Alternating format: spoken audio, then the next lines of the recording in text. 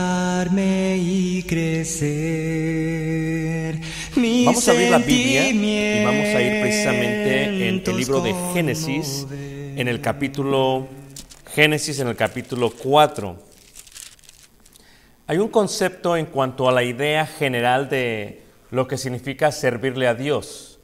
El concepto tiene que ver con el estudio de los números y lo importante que son los números en la Biblia. Por ejemplo, es interesante mirar en el concepto de los números que a través de toda la Biblia se mira el número 12. Se mira el número 12 cuando Israel tiene 12 hijos de 4 mujeres y esos 12 hijos vienen a ser los patriarcas de lo que sería Israel. Se miran también 12 discípulos que vienen a ser después los apóstoles, tomados por Jesús desde el inicio de su evangelio, algunos de ellos preparados por Juan el Bautista, hasta que llegasen a ser los 12 apóstoles, los 12 enviados. Otro número, por ejemplo, es el número 3.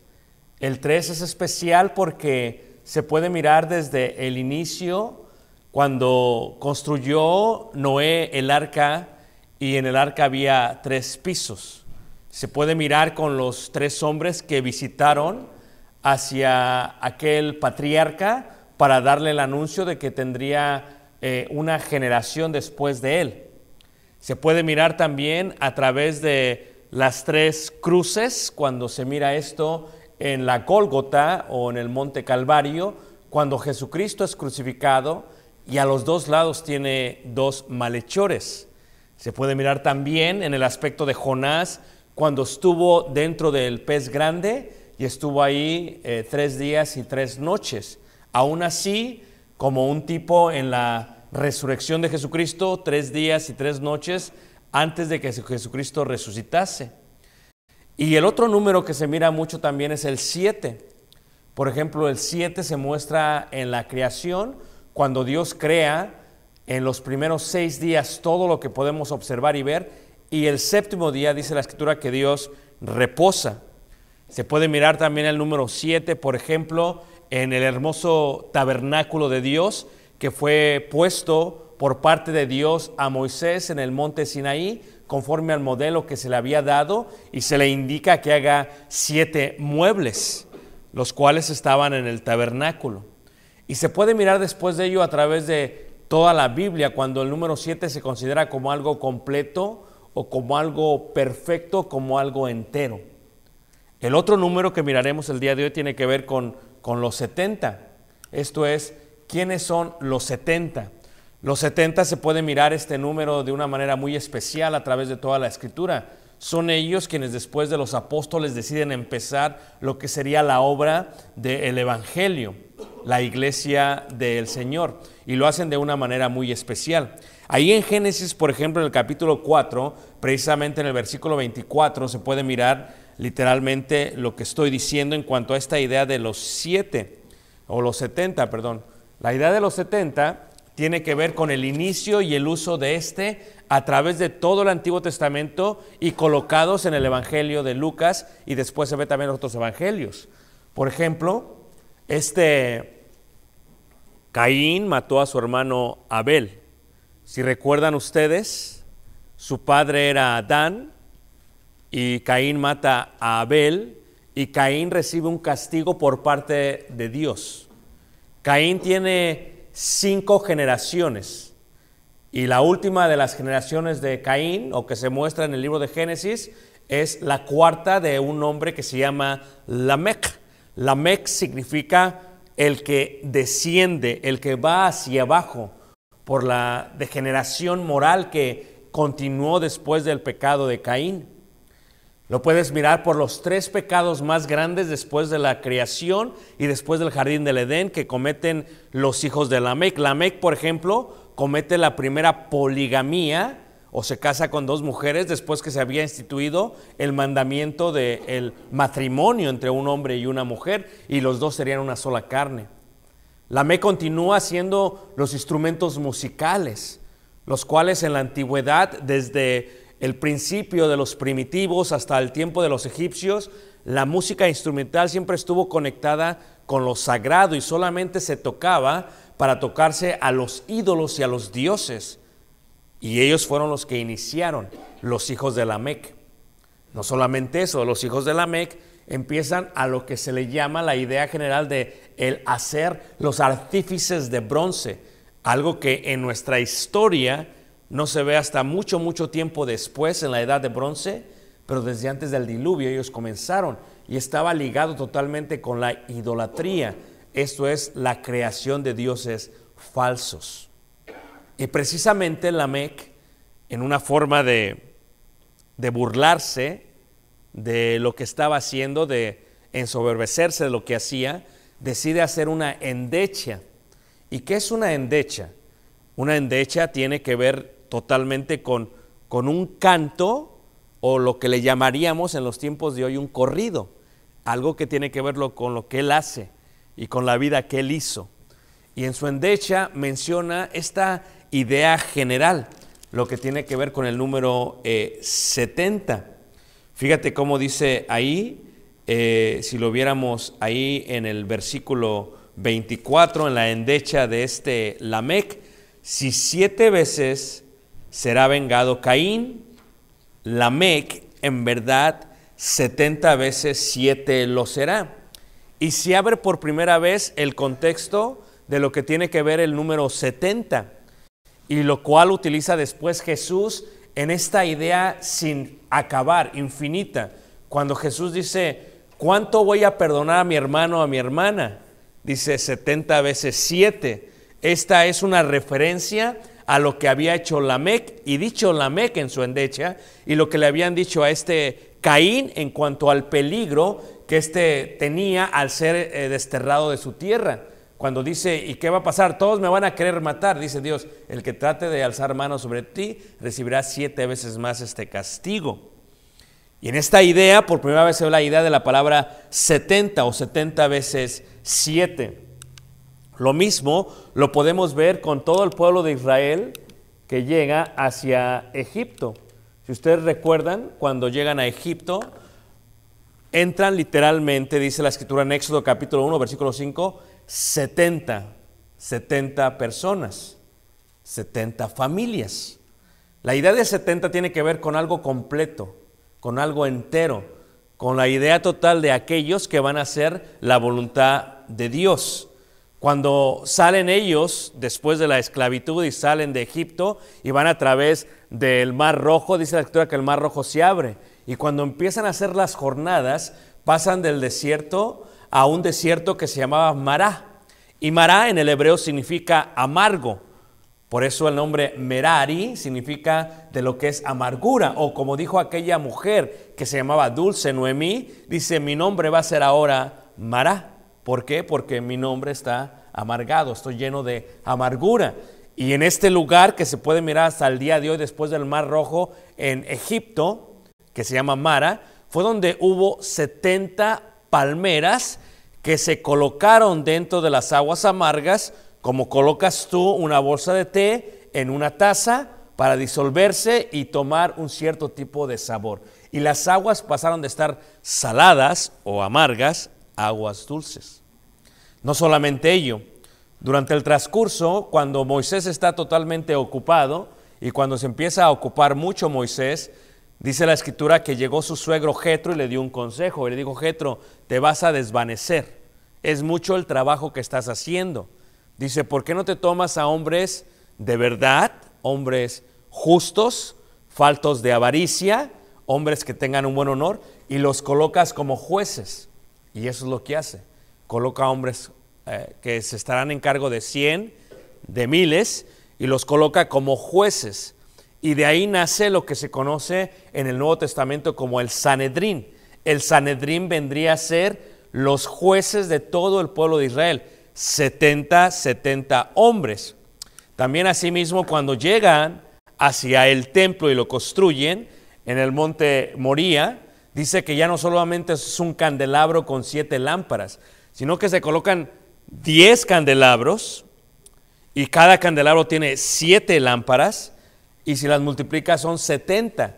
Y la razón por la cual son 70, porque tiene que ver con la luz que se proveía por parte de los jueces que sabían la palabra de Dios para enseñársela al pueblo, y mientras los sacerdotes pasaban hacia el lugar santísimo, las 70 lámparas estaban unas 35 a esta mano derecha y 35 a la mano izquierda. Increíble, porque en el techo del lugar santo se encontraban también palmeras labradas de madera, forradas con oro, con el prospecto de entender que así como el pueblo de Israel se dirigió por todo el desierto para llegar a estar en comunión con Dios, así los sacerdotes caminaban a través de las 70 lámparas para poder llegar a estar en comunión con Dios, según el segundo libro de Crónicas, capítulo 4, versículo 7. Ahora, cuando vemos Lucas, hermanos, para entender esta idea de los 70, lo que tú tienes que entender es que en la iglesia del Señor, el pueblo de Dios, hay mucha gente. ¿Ok? Hay muchísima gente. Siempre va a haber gente, nunca va a dejar de haber gente. Siempre va a haber gente en el pueblo de Dios, ¿ok? Pero la mucha gente, hermanos, a veces no es suficiente para la obra que se tiene que hacer. Si ustedes recuerdan, hermanos, si ustedes han tenido, ¿quién tiene aquí más de un hijo, hermanos? Levante la mano. Okay. Hay veces, si tú tienes 4 o 5 o 6 hijos, a veces te es mejor un hijo que todos 4 o 5 hijos. ¿Ok? La Biblia lo dice. Se lo dice a esta mujer que tenía 2 hijos, que se casaran con 2 de sus nueras y los 2 se le mueren. ¿Se acuerdan ustedes? Y luego una nuera decide, pues se acabó el hijo, yo no quiero ser viuda, no quiero padecer mucha tribulación, porque las viudas eran pobres porque nadie les daba trabajo y vivían fuera de las aldeas en la antigüedad. Y dice, yo me voy a ver si encuentro a alguien más que me tome. Y otra de ellas, ¿cómo se llama la otra mujer, hermanos? Ruth. Ruth, que viene de la palabra hebrea Ruthi, que significa rocío, de la palabra Thalí. Así se llama mi esposa, Tali. ¿Ok? Ruth, hermanos, se casa con un hombre, y entonces en el cántico, en la andecha, dice la palabra de Dios en cuanto a la bendición para esta Noemí, dice, esta nuera te es mejor que 7 hijos, porque esta nuera, lo que ella va a tener, te va a restaurar, te va a sanar y te va a bendecir, según el libro de Ruth. Ahora, ¿de qué sirve tener una congregación o un pueblo tan grande si nadie hace nada? Ahora, si tú recuerdas, Jesús le prepara el camino a Juan el Bautista. ¿Recuerdan ustedes eso, hermanos? Juan el Bautista era el Elías que había sido profetizado por el profeta Malaquías. Y aquí viene un hombre que viene a prepararte el camino. Uno solamente. Juan el Bautista predicaba cerca del río Jordán, del otro lado, lo que se conoce el día de hoy como Jordania. Está Jordania, está el río Jordán, y luego está el Mar Muerto y está el desierto de Judea. Si tú caminas del río Jordán el día de hoy hasta Jerusalén, son 2 días, porque vas ascendiendo. El río Jordán y el Mar Muerto se encuentra a 434 metros debajo del nivel del mar. Cuando, a diferencia de ello, Jerusalén está a 800 o 754 sobre el nivel del mar. Tenías que caminar 2 días, y eso también en la noche. Toda la gente salía hacia Juan el Bautista a recibir el mensaje de Dios. Aún los fariseos venían a él.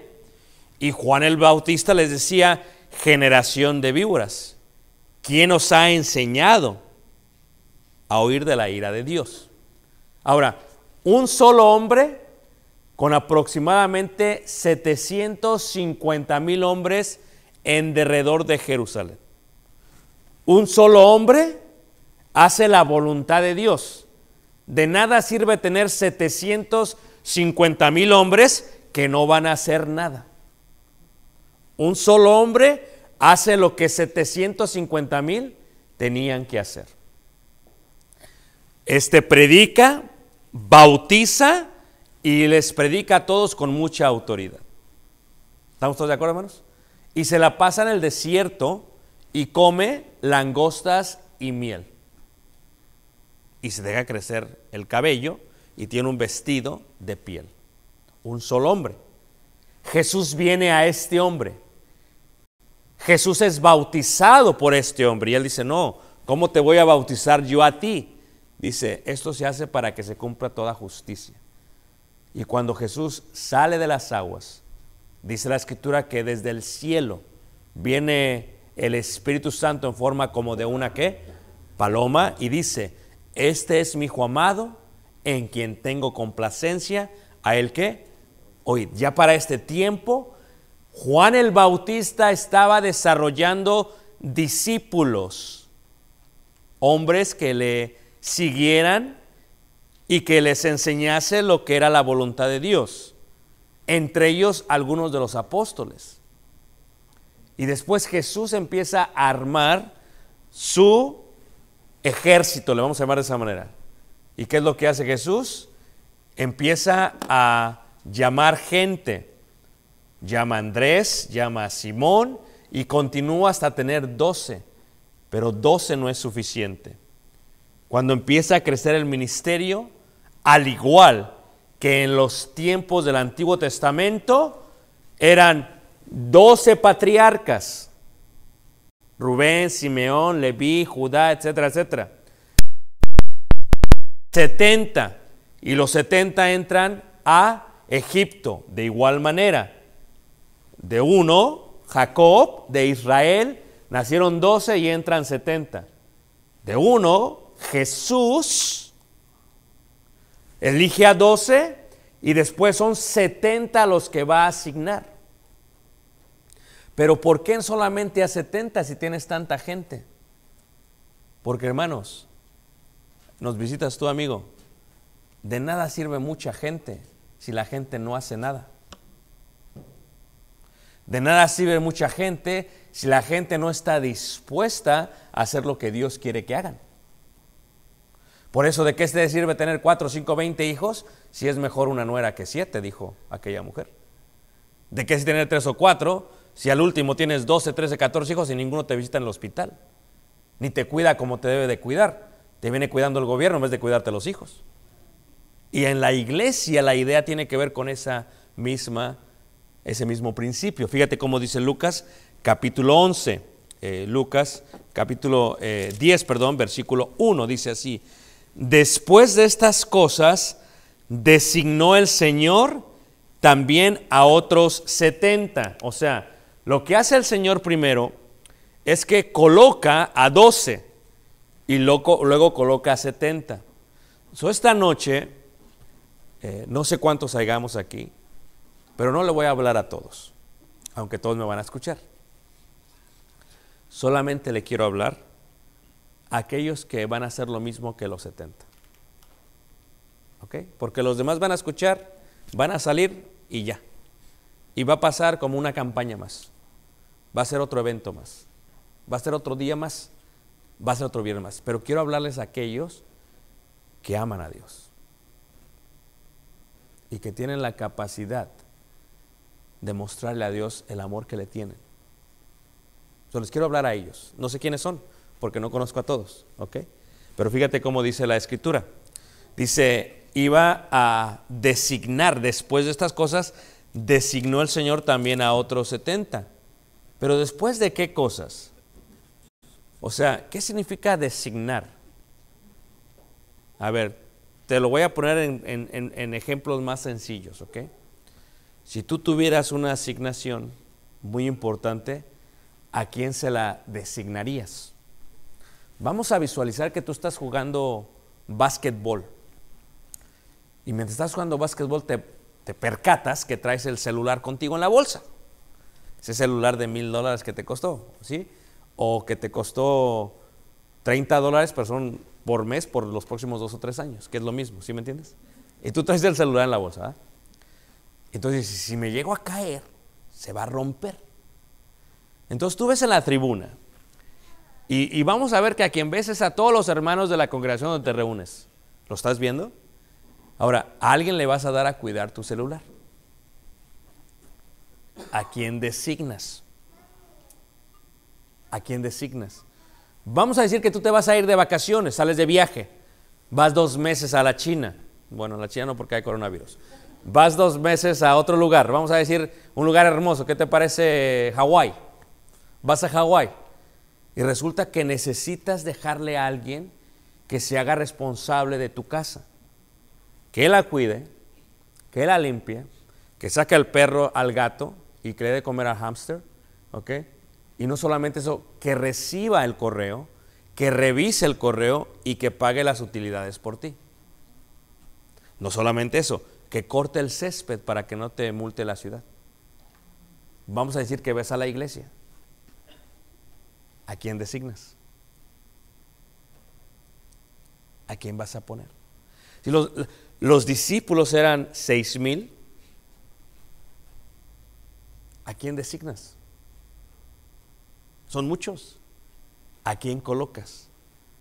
Los 12 ya estaban ocupados en algo, tenía que colocar a 70. Pero ¿cuáles eran las cuales? Lo que hace Jesús es que primero les va a explicar. Les dice, estas son las cualidades que busco. ¿Quién está dispuesto a hacerlo?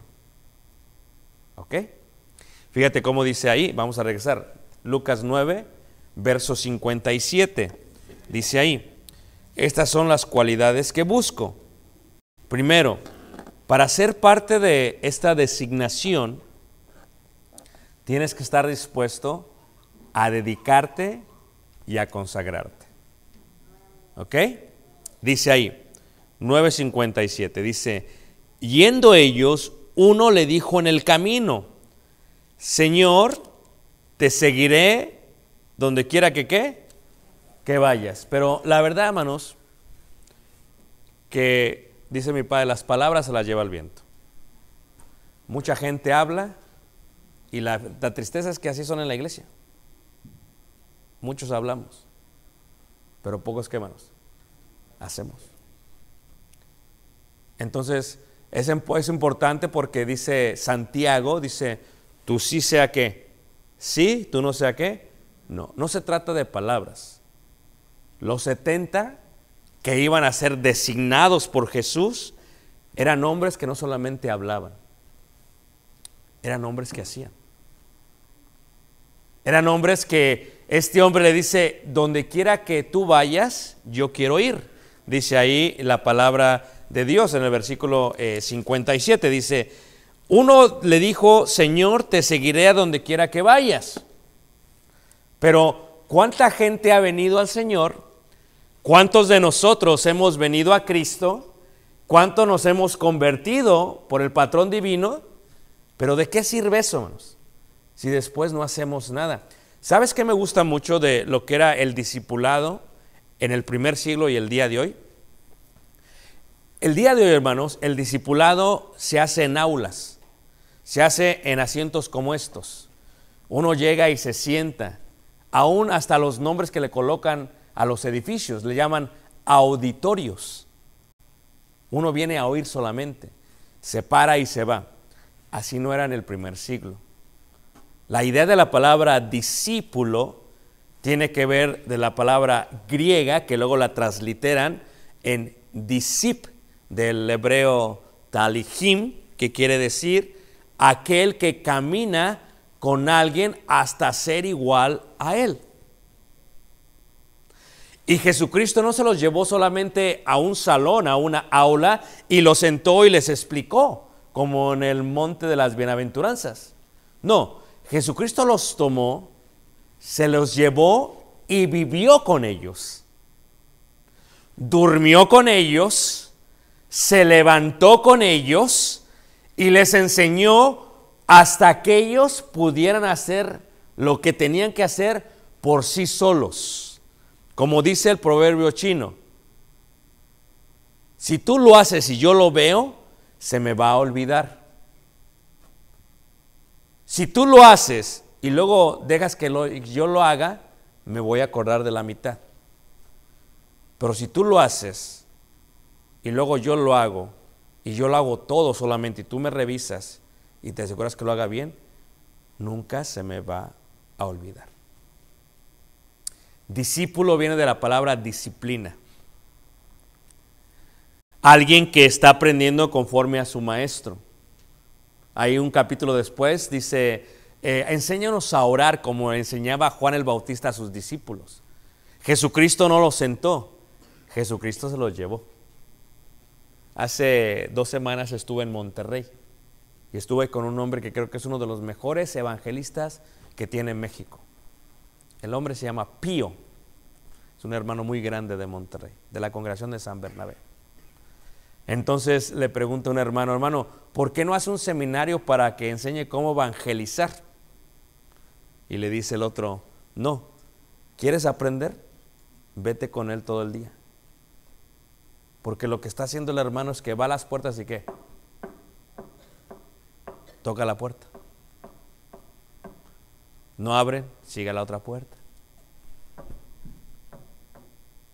Y aquellos que están con él más de un mes, hermanos, o 2 meses, saben lo que es evangelizar. Así hizo Jesús con sus discípulos. No se trata de palabras, porque las palabras se las lleva el viento. Se trata de acción. Los 70 entendían que no era solamente yo quiero ir, sino yo voy a hacer. La dedicación tiene que ver con acción, no solamente con palabras. La dedicación tiene que ver con incomodarse. Verso 58 dice ahí, dice, y le dijo Jesús, las zorras tienen guaridas y las aves de los cielos nidos, mas el Hijo del Hombre no tiene dónde recostar ¿qué? La cabeza. La dedicación requiere incomodidad. Y nosotros vivimos en Estados Unidos. Y nadie que viene a Estados Unidos y se queda más de 2 o 3 años, le gusta regresarse a vivir a su país de origen. ¿Por qué? Por la comodidad y la seguridad. Pero la comodidad sobre todo, hermanos. ¿Tantos de acuerdo? La comodidad. ¿Cuándo fue la última vez que no tenías dónde recostar tu cabeza? ¿Cuándo fue? En el mes de enero, la vez pasada, fuimos a la India. Y yo nunca había experimentado eso. Sí lo había experimentado en otros lugares, en el aeropuerto, en los autobuses. Sí, pero aquí sí me cayó el 20. Porque resulta que me dice el hermano, vamos a ir a predicar hacia Cochin. Y digo, pues vamos. Dice, solamente que nos vamos a ir en la noche. Pues no hay problema. Y nos vamos a ir en tren. Mejor tantito. Nos subimos. ¿Sí me entiendes? Y le digo, ¿y dónde? Y entonces llegó el tren. Y el tren era lo que le llaman la bestia del Asia. ¿Sabes por qué le dicen la bestia? Porque es una bestia, hermanos. Como la que viene de allá de México para Estados Unidos. Puro fierro. Más de 100 años de antigüedad. Y ahora yo me subo. Y me dice el hermano, listo. Y nos tocó primera clase. Dice, perfecto. First class. I like first class, le digo. I like it very much. ¿Dónde Bueno, y le digo, pero yo aquí no lo veo como first class. ¿Alguien conoce a una persona de la India? Levanta la mano. ¿Aquí no hay muchos de la India? Algunos. ¿Verdad que huelen bien bonito? No, ¿verdad? Porque en el hinduismo solamente se bañan cuando después de tener relaciones íntimas. Y estos parecía que estaban en castidad por 3 o 4 años. Nos subimos al vagón. Hay más de 100 indios en el vagón. El clima está a más de 110. Y un clima con mucha humedad. ¿Todos me entienden, hermanos? Tipo verano, aquí más o menos, ¿no va? 110 humedad. Y muchos indios, le digo a la mano, y empezamos. Y era un recorrido de 15 horas. ¿Ok? Entonces le digo a la hermano, a ver hermano, ¿por qué es primera clase? Dice, es que a las 9 van a quitarse todos y van a bajar las camas. Y yo dije, pues qué suave, ¿no? Ahorita bajan la cama y el colchón y todo, ya lo hicimos. No, hermanos, en la pared eran pedazos de fierro que bajaban así, fierro. Y te tienes que acostar. Y los que se acuestan es primera clase. Los que van sentados no es primera clase. ¿Ah? Entonces, cuando empieza a tocar el fierro, o sea, tú imagínate un indio sudado, sin camisa, porque no usan camisa más que taparrabos y faldas, pues se acuesta. Y entonces ese es un indio. Este ya tiene 100 años el tren y parece que no lo habían remodelado. O sea, ya te imaginas cuántos indios han pasado por ahí. ¿Todos me están siguiendo, hermanos? ¿Amén? ¿Vamos a ir a la India o no? ¿Dónde están los 70? Y entonces, cuando yo toqué, estaba pegajoso, como cuando se te cae una Coca-Cola, se te queda por unas 3, 4 días ahí. ¿Ok? Pero era tanto el cansancio, hermanos, porque vas 3 o 4 horas y está el cambio de hora 24 horas. ¿Me entiendes? Y por primera vez entendí, no tendrás dónde recostar tu cabeza. Bueno, y luego me pasa que ya entré a los 43 años. Y entonces tenía que ir al baño. Y me levanté entre indios, porque a veces cuando estás no sabes ni dónde andas. Y dije, ya me acuerdo que estoy en la India. Y me levanté y fui al baño. Abrí la puerta y busqué la taza.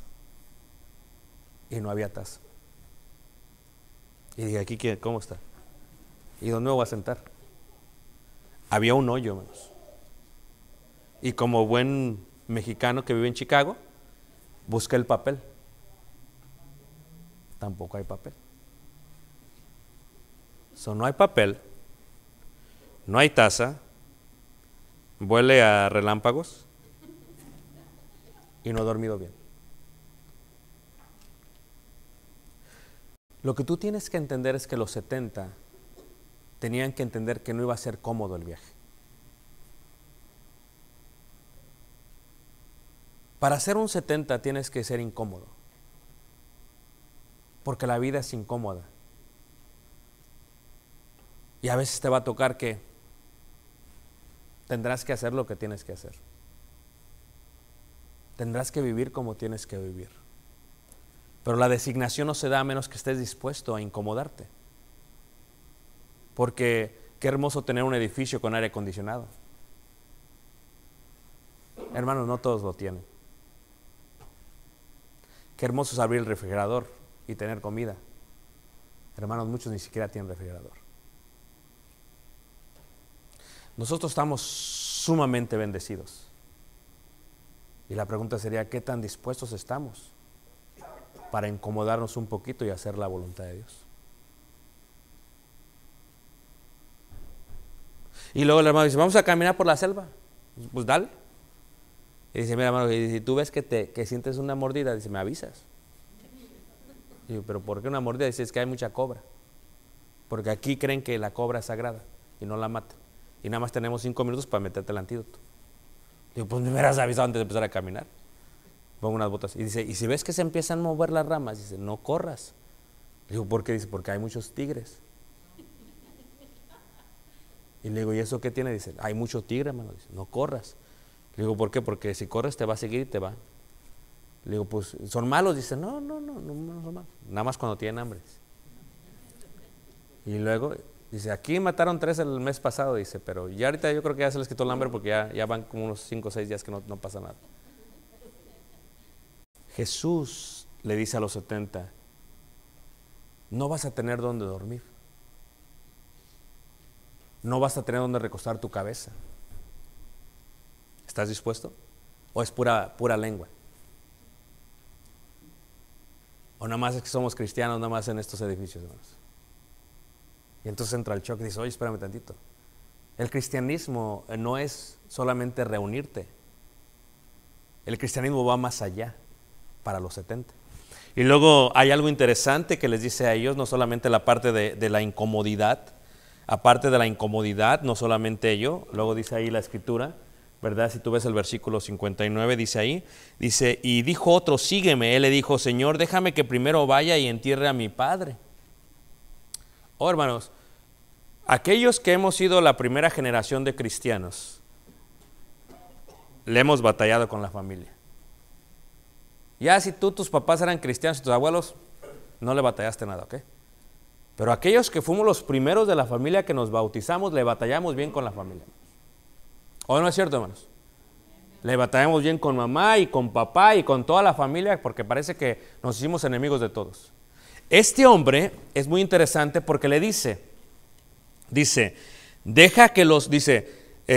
Señor, déjame que primero vaya y entierre a mi padre. Pero la dedicación, hermanos, supera los momentos más personales. sea, ¿tú estarías dispuesto a faltar al velorio de papá por seguir a Jesús? Es lo que está diciendo. Aunque en el contexto hebreo tiene que más que ello, porque aquí dice, deja que primero vaya a enterrar a mi padre. Y cuando dice, deja que los muertos, no se refiere a los muertos espirituales, o que era una palabra destinada para los títulos de aquellos que enterraban a la gente muerta. O sea, tú dices, tú vas a ir, pero tú no vas a hacer nada. El que lo va a hacer es aquel que lo entierra. O sea, no lo pongas como excusa. Fíjate cómo uno ya pone excusas. Sí, voy a seguirte, Señor, pero deja ver cómo coordino todo esto con mi familia. Hay mucha gente que viene al Evangelio y muy secretamente coordina todo con su familia. No le dice las cosas como son. ¿Sí me entiendes? Voy a ir y ahorita vengo, mi amor. No, dile que vas a la iglesia. No, papá, es que voy a la iglesia, pero dile específicamente que no es la católica. Sí, claro. ¿Por qué? Porque no queremos echarnos de enemigos a nadie. ¿Y qué pasa cuando papá y mamá siempre se les ocurre, poco no? Cuando se dan cuenta que empiezas a dedicarte, te llegan el domingo en la mañana. ¿O no es cierto? Ya llegué, mijita. Y tú dices, ¿voy o me quedo? ¿Voy o me quedo? O cuando tu esposo dice, ¿a dónde vas? Aquí te tienes que sujetar y te quedas en la casa. Pero aún la dedicación rompe los momentos más personales. Los 70 no eran cualquier persona, era gente que decía, ¿sabes qué? Vamos a hacerlo. Era gente de palabra y de hecho, y vamos a hacer esto y lo vamos. No hay dónde dormir, vámonos. Era gente como Timoteo, que cuando Timoteo le dice, ¿sabes qué, Timoteo? Te vamos a tener que circuncidar, chico. Ya estoy grande, pues así, para que podamos ir. Les preguntaré yo a ustedes, hermanos, ¿cuántos estarían dispuestos a ir a predicar el evangelio, pero antes circuncidarlos?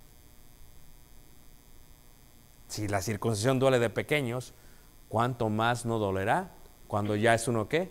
Adulto. Dice deja entierro a mi papá. Dice no. En otra parte de la escritura dice, tienes que estar dispuesto a aborrecer a padre, madre, hijo, hija, si me quieres seguir. Y el contexto hebreo de aborrecer no indica de odiarlos, indica de no darles prioridad. Primero es Dios y luego viene la familia, hermanos. Tú te dedicas a Dios y al reino de los cielos, todo lo demás viene ¿por qué? Por añadidura. A mí me pasó con mi madre, tuve que hablar con ella, tuve que decirle las cosas. Y fíjate cómo es Dios. Después ella vino a Cristo. Pero uno tiene que mostrar la dedicación a las cosas de Dios desde que comienza.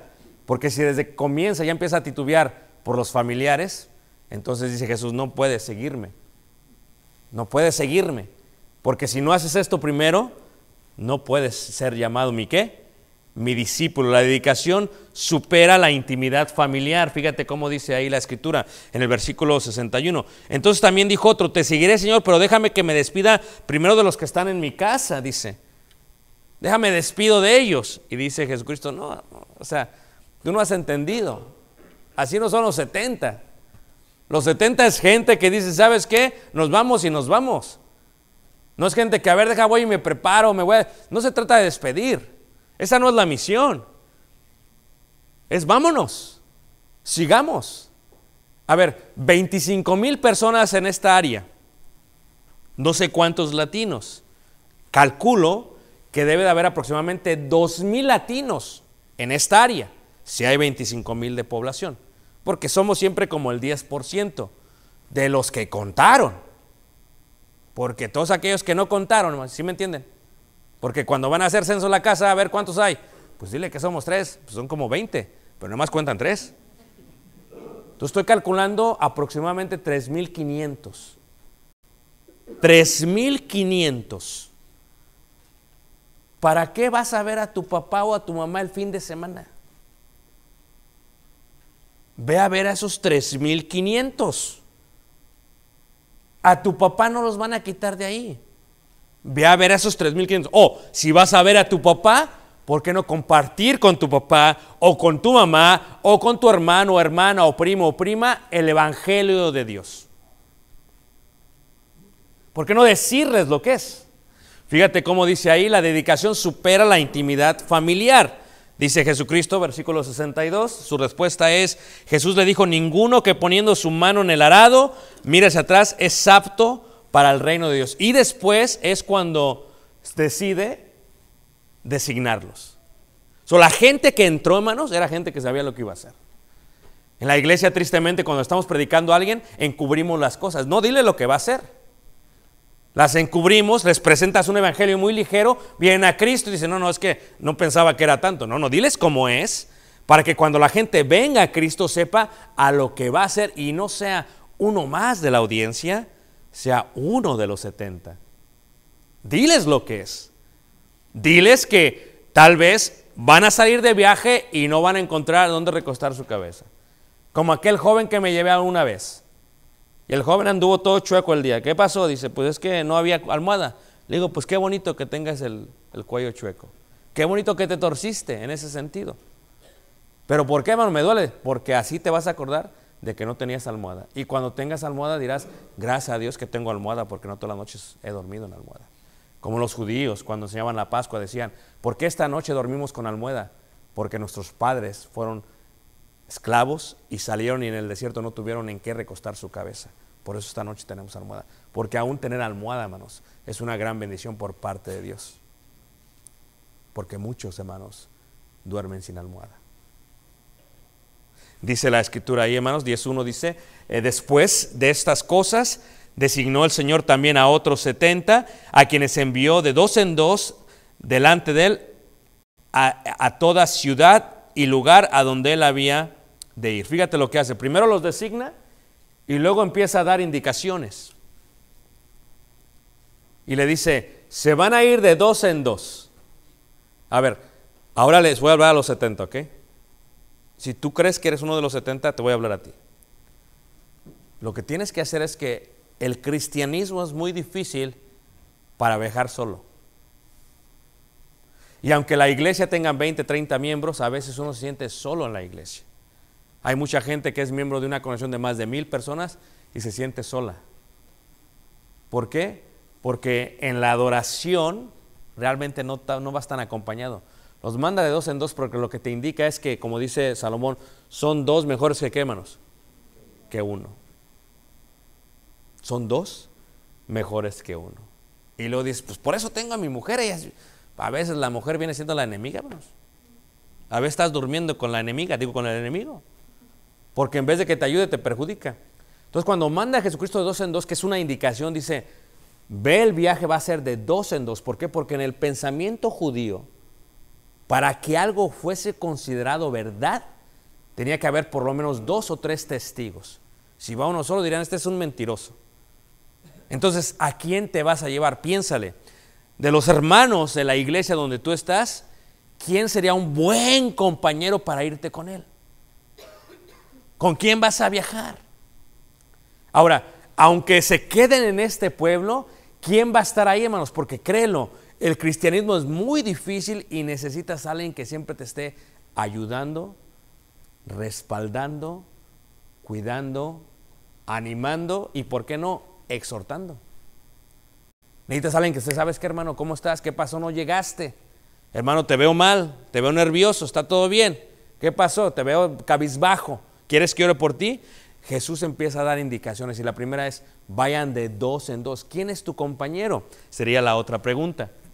Luego la otra pregunta, dice ahí en el versículo 1, dice, ahí la palabra de Dios dice, a quienes envió de 2 en 2 delante de él a toda ciudad y lugar a donde él había, ¿de qué? De ir. Fíjate cómo dice, es el objetivo. Si Jesús va para acá, para allá vamos a ir.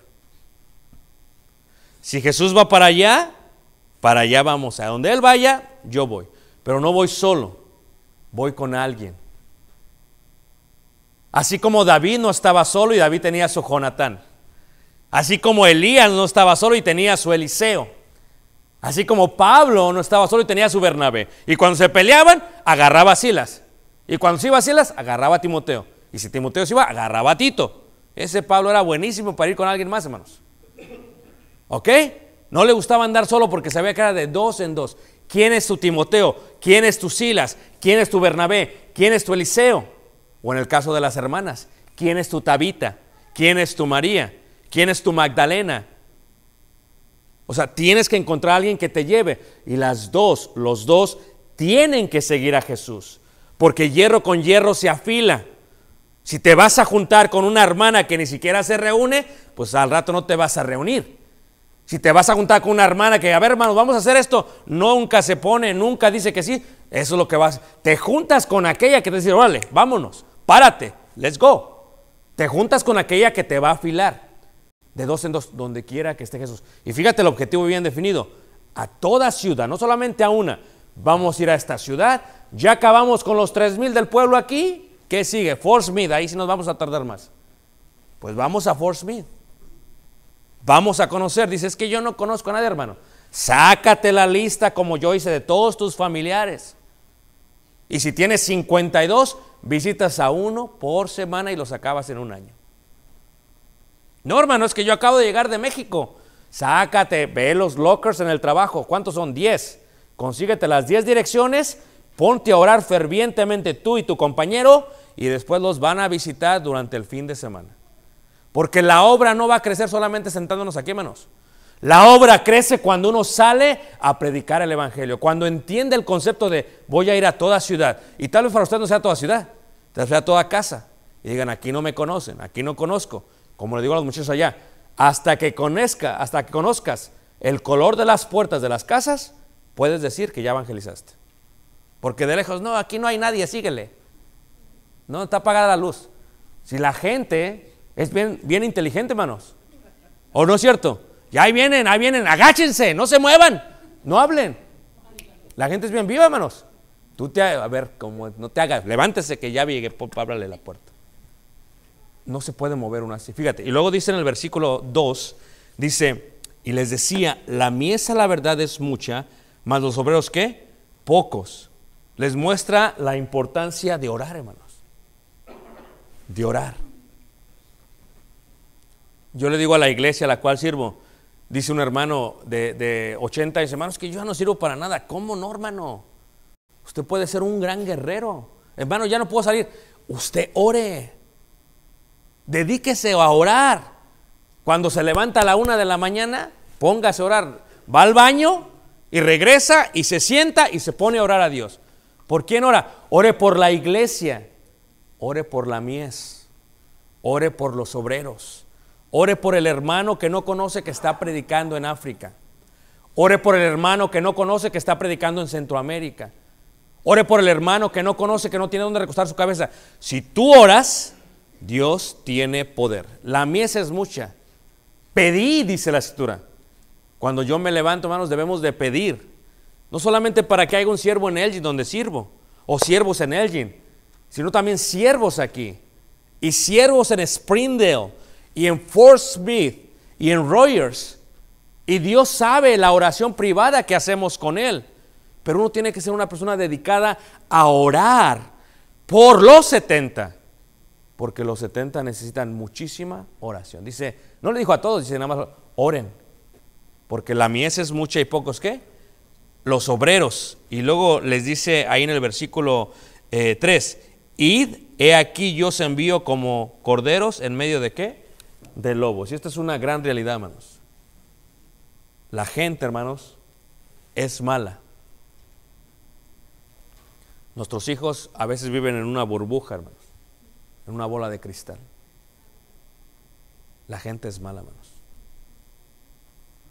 Esto que pasó en México de Fátima, esta niña que la tomaron y la mataron después de violarla al parecer, la gente es mala, hermanos. Y nosotros vamos como corderos en medio de lobos. La gente es mala.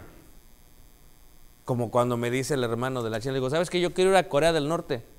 ¿Cuánto cuesta el viaje de ida y de regreso? Me dice el hermano, no más de ida. No, yo voy y vengo. Dice, no, tú no entiendes. Tú vas y te quedas, ya no sales de allá. O le digo al hermano allá cerca de los Muchis, Sinaloa, hermano, ¿por qué no subimos a la sierra? Dice, no, chico, si aquí puro narco, dice, ni te metas.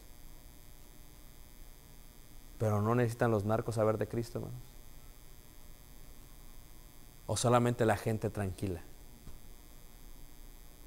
No necesitan las víboras saber de Cristo. Y no necesitan los lobos saber de Cristo. Es una realidad. Y luego dice en el próximo versículo, en el versículo 4 dice, no llevéis bolsa, ni alforja, ni calzado. Dice, y a nadie saludéis, ¿qué? En el camino. Fíjate cómo Cristo los coloca, hermanos, y les dice, tienen que ir enfocados, ¿ok? No se lleven nada. No se lleven nada, hermanos.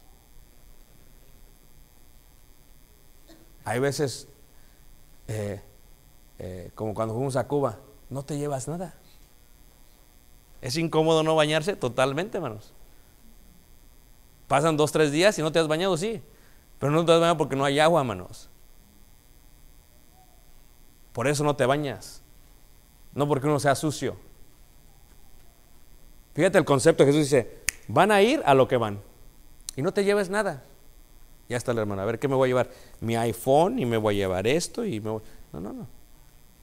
No te lleves nada, dice. Es más, si vas en el camino y te salen y te saluda, dice, síguete, porque te vas a tardar ahí. Síguete. Si vas en el camino y te mandan un mensaje por Facebook, dice, síguete, porque te quedas ahí. Y fíjate cómo dice ahí la palabra de Dios en el próximo versículo, dice, y si hubiere, dice, en cualquier casa donde entréis, primeramente decid, paz sea a esta casa. Y si hubiera ahí algún hijo de paz, mañana miraremos un poco más esto, vuestra paz reposará sobre él, y si no, os volverá a vosotros. Y posad en aquella misma casa, comiendo y bebiendo lo que, ¿qué? Lo que os den. A ver, hermanos, ¿quién aquí es delicado para la comida? Levanten la mano. Las esposas digan si su esposo es delicado para la comida. Levanten la mano. A veces no quieres con puro eggs and ham, puro McDonald's.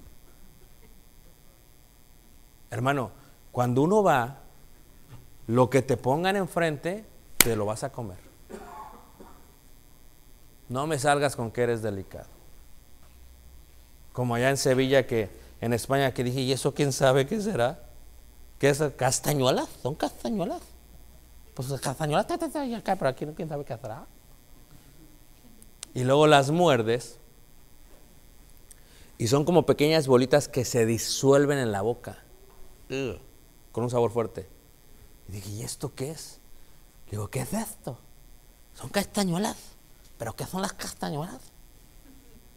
Son las anginas de los cerdos. ¿Ah? ¿Sí, hermana, o no? ¿Va a ir o no? Va a ir. Tiene que ir. O cuando estábamos en Venezuela, hermanos, me di gracias, hermano. Me dice mi hermano en Venezuela, me dice el hermano, dice, mira, chico, dice, no te vas a ir para adentro. Digo, para adentro, para adentro, para adentro. Digo, para adentro. Digo, vamos a ir a la lancha por el río Amazonas para adentro. Digo, ok, le digo, ¿y qué pasa? Digo, cuando tú veas, chico, que yo le acelero, tú te agachas. Tú te agachas, chico. Le digo, yo no me agacho, yo chico, yo parado, ¿por qué? Tú te agachas, chico, porque pasamos y unos hombres no va la lanza. Un caníbal, chico, tú te agachas. Y luego dice, tú sígale, chico. Dice, cuando tú ves que yo te tengo la lancha, dice, no te bajes, chico. ¿Por qué? Dice, porque te da piraña. Y fíjate qué interesante, acabo de hablar con el hermano apenas.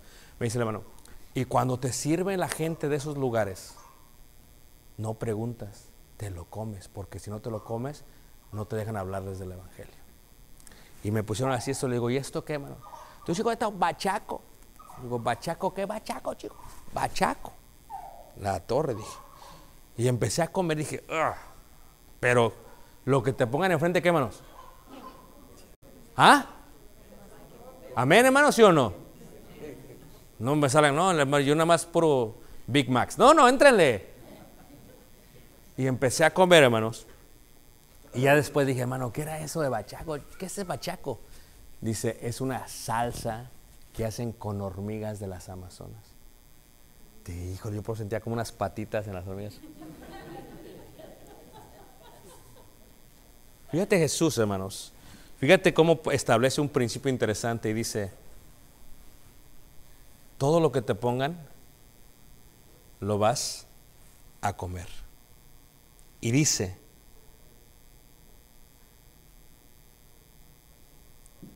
porque el obrero es digno de ¿qué? No os paséis de casa en casa. Ahora, acabo con esto, hermanos. Mucha gente lo va a aceptar y mucha gente no lo va a aceptar el Evangelio.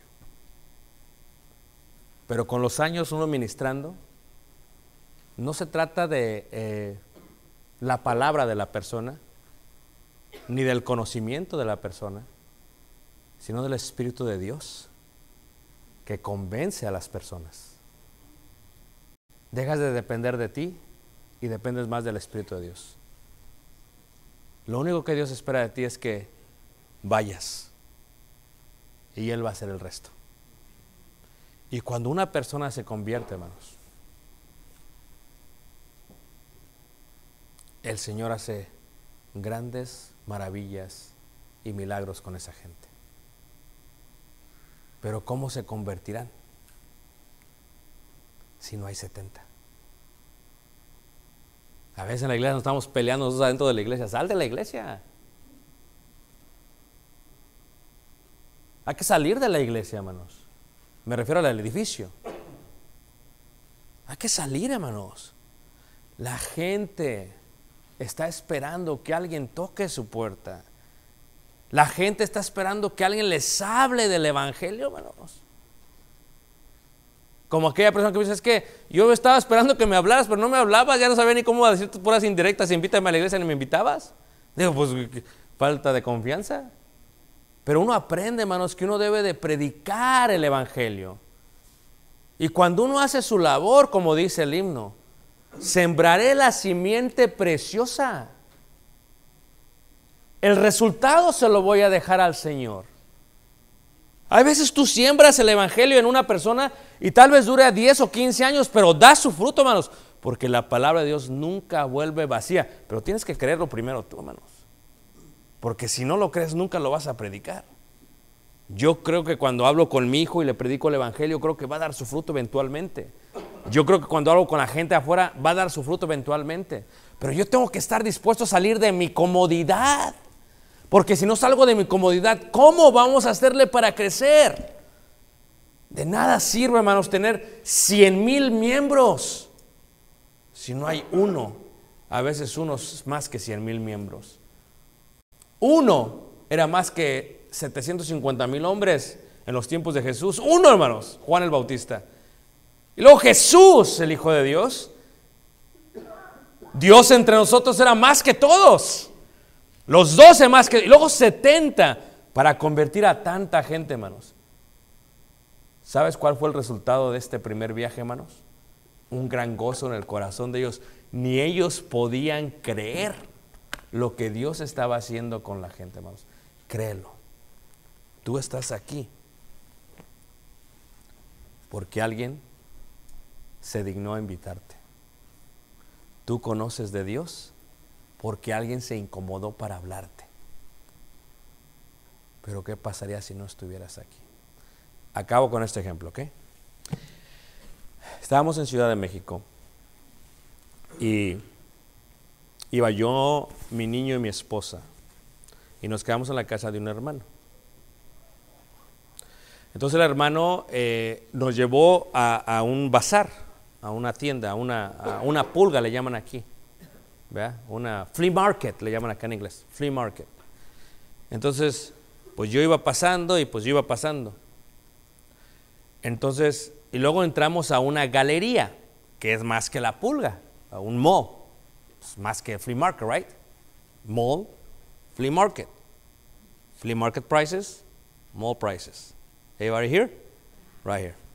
Y entramos y luego vimos una zapatería. Fíjate qué curioso, hermanos. Y me dice el hermano, quiero comprarte unos zapatos. Y dije, no, tranquilo, hermano. Como buen chilango, ¿a poco no?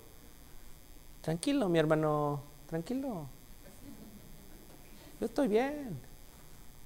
Y dice, no, te quiero comprar unos zapatos a ti, a tu esposa y a tu niño. Le digo, no, tranquilo. Le digo, tranquilo, hermano, nomás estamos viendo, estamos paseando, un helado te recepto. Pues nos rogó. Y lo que me dijo al final, hermanos, me conmovió. Dice, déjame cubrir los pies que anuncian las nuevas del Evangelio.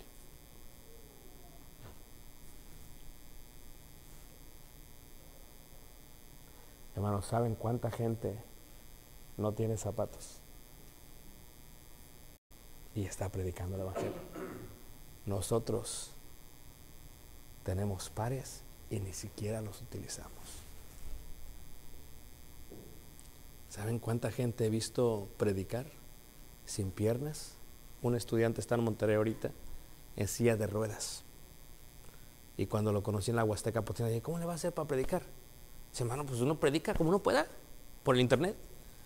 Nosotros con 2 piernas, hermanos, ni siquiera le caminamos para predicarle al vecino. Hermanos, no le hablo a todos, le hablo solamente a los 70. Si hoy escuchas su voz, hoy puedes venir a ser parte y seguir las pisadas del Maestro. ¿Es Jesús su Maestro, hermanos? Que no sea solamente su Maestro en un aula, en un auditorio, que sea su Maestro de vida, que se levanten con Él, que caminen con Él, hasta que lleguemos todos a ser como Él es, como dice Pablo, hasta llegar a la estatura del conocimiento del Hijo, ¿qué? De Dios. Te quiero invitar esta noche, si tú nos visitas, hoy es día de salvación. Si tú eres ya un hermano en Cristo, sal de tu comodidad. Tantos años en el Evangelio, sal de tu comodidad. Es hora. Hoy es día. Cantemos una invitación y te invitamos. Si alguien quiere, puede pasar y venir a ser un gran discípulo. Se lo voy a darle a nuestro hermano para que él sea el que continúe. Alma, tu ser, para educarme y crecer, mis sentimientos con